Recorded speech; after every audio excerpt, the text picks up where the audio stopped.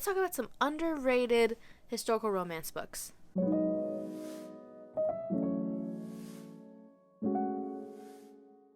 Hi guys, welcome to my channel. My name's B. This is my romance corner. For the life of me, when I was looking through Goodreads this weekend, I couldn't believe some of the ratings on the books that I thought were great in historical romance. I was baffled. I was like, these books were great. I don't understand. The books I'm going to mention today are under 4 stars on Goodreads that I think, come on guys. Today I'm just hoping to shed some light on these books that I think could use a little bit more love. Hopefully my recommendations reaches someone. You pick up these books and you're like, oh, this is freaking great. She was right. I'm going to put on the screen, for these books, I'm going to put on the screen what Goodreads has these books at and what I thought they were at. The first book on my list is When a Scot Ties a Knot by Tessa Dare. Right off the bat, it's interesting. Something very traumatic happens to our heroine that gives her anxiety when she's out in large crowds. To keep herself from courtship and balls as a whole, she decides to make up a story about a Scottish officer love interest. In the story that she tells people, she says that he's gone off to battle and they are pen pals. They're writing back and forth, and she is devoted to this man. So naturally, everyone leaves her alone. For her, it starts off more as like a journal to herself. She does end up having to send these letters out, and she figures that maybe it'll get to some officers and they'll have a good laugh about it and move about their day. And it slowly becomes like too real for her because now everyone is bought into this lie. Her family, her family is praying for this man's safe return home in their nightly prayers. So she decides that she's going to kill him. She's going to give him a hero's death. She goes into mourning at this castle that she's inherited to continue her work, only to be interrupted one day by a certain Scottish officer with the same name as the man that she's been writing to all these years. So you're thinking about it, all this stuff that she's written as more of like a journal, her inner thoughts, her inner feelings, her everything that she's ever felt and written down. This man knows everything. And he shows up putting on an act for her aunt that he is her long lost love and he's come to finally be with her again, and she's looking at him terrified. They have a moment alone and he tells her that in exchange for his silence, he'd like to keep the castle for himself and his clan. They could all live together, and if she doesn't go along with it, he'll make her pay. This was a great story. I love both the hero and the heroine. I thought they really worked well together. Definitely enemies to lovers situation, because there's some bad blood for reasons you'll find out. It was so easy to like his men. One in particular you're so endeared towards, and you feel for him so bad. Even his men have bought into this story, and they're all so full of hope after war. It's so upsetting because everyone but the hero and the heroine believe that this is a joyous reunion of two lovers come together at last.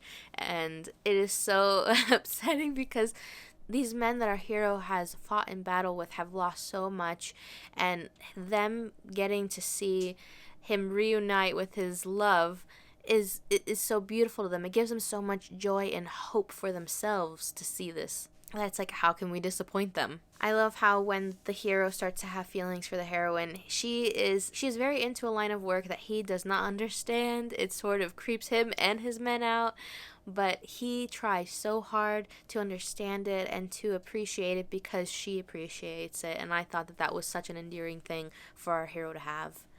Please, please, please give this book a try. I loved it so much. I've read some good reviews on it, but Goodreads just does not reflect how awesome this book is. More people should be encouraged to read it, and I feel like sometimes when you see a rating that's below 4 stars, you're like, is it going to be worth my time? Give this one a shot. The next book on my list is Someone to Watch Over Me by Lisa Kleypas. In the beginning of the story, our heroine has been fished out of the Thames, and our hero, which is a Bow Street runner, has come on the scene, and he instantly recognizes the woman that they have just rescued. He does not enjoy her. She has publicly scorned him, and he does not really care to help her that much at all. He's doing his job to try to investigate who exactly tried to have her killed. He brings her to his own home, and when she finally comes to, she has amnesia.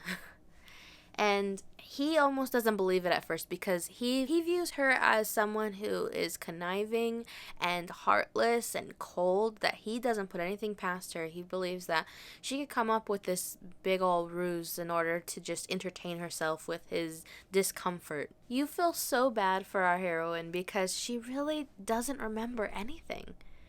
And when she comes to, she is not the same person that she was before she woke up. She is so thoughtful and kind and soft that it completely baffles our hero. She puts herself in very uncomfortable situations just in order to find the truth about what's happened to her, to find out who she is, where she belongs. And that's what makes her such a lovely heroine, because she is entering a society where everyone has this view of her, and she decides to hold her head up high and give the people what they want. Give the hero what he thinks he wants by giving them this version of herself that she doesn't respect or believe in, or believe that's even her. I'll read you a part of the book that I thought really represents that. "All right," she said in a low voice.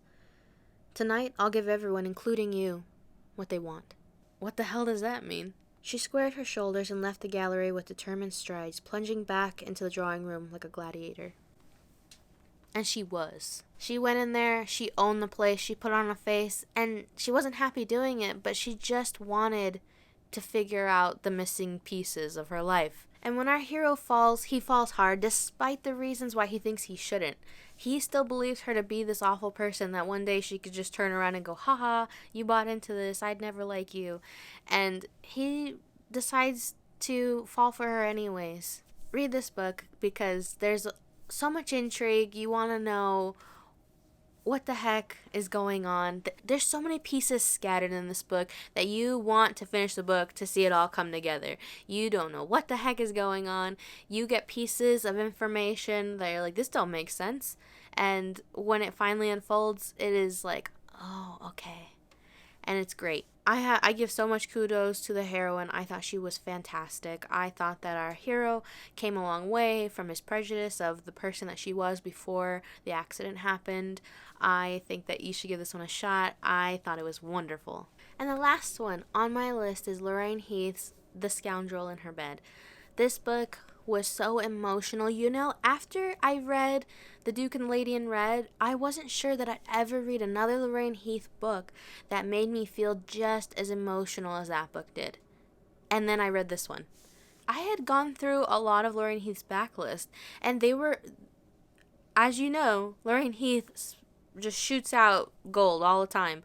But this one was so good. At the beginning of this book, we see our heroine who has devoted her life to rescuing children from baby farmers in London. She has given up her life of privilege. She's living way below her means, and she does not care at all. All she wants to do is help these hopeless children live a life that they could be happy in. Walking the streets at night, putting herself in danger, she runs into her past love, her young love, childhood love, Finn Truelove, our hero. Finn has a lot of resentment build up towards Lavinia from their shared past. He has suffered greatly because of something that has happened to them. He has suffered greatly for something that's happened way back when. What I really enjoyed about this hero was that even though he was so angry with our heroine, even though he had such resentment and feelings of dislike for her, it still didn't sit well with him that she was going off on her own and putting herself in danger to rescue these children. He never lashes out at her. He never deliberately hurts her. And I thought that was really admirable in someone in his position who believed he had every right to. He can't help but tag along during her late night adventures to rescuing these children. He wants to get to the bottom of why she's doing this. Why does she feel so passionate about this that she's thrown away a really good life from what it seems like? And that's what you gotta figure out when you read it. It is so good. Oh man, as I've said in the past, Lorraine Heath always has this thing that someone is holding on to, a secret. And let me tell you, when you find out what that thing is, you feel so bad for both parties. Like, you feel bad for him, you feel bad for her. You feel like they both were just victims in this situation. When the big secret is revealed in this book, you are left with feelings of just hurt for them. You really do hurt for them. I cried when I read at the ending of the book, there's a very hard decision that has to be made. At the very end of the book, they're faced with a very difficult decision. It's more or less a, do I do what I want or do I do what I think is right? And that's a very hard thing for them. I felt like, what would I do?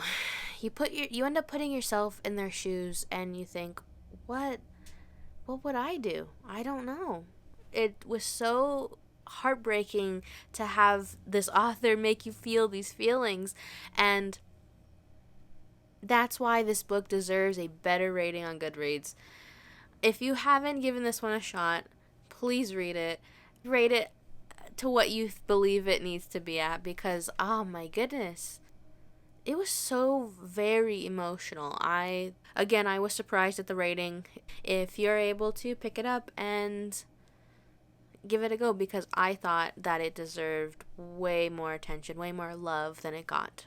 And those are my recommendations for books that I thought were unfairly rated on Goodreads. If you agree with me, let me know. If you disagree, also let me know. Let me know why you agree with the ratings on Goodreads. I would love to consider that. I hope that this video finds you if you were thinking about these books and you saw the ratings and you were maybe put off a little bit. Please read them. These are all great authors. They've written so many good books. These books I felt like needed a little bit more love, and I would be so happy if you guys decided to do so. Thank you so much for stopping by. My name's B. This is my Romance Corner. You're welcome back anytime. I'll see you next time. Bye.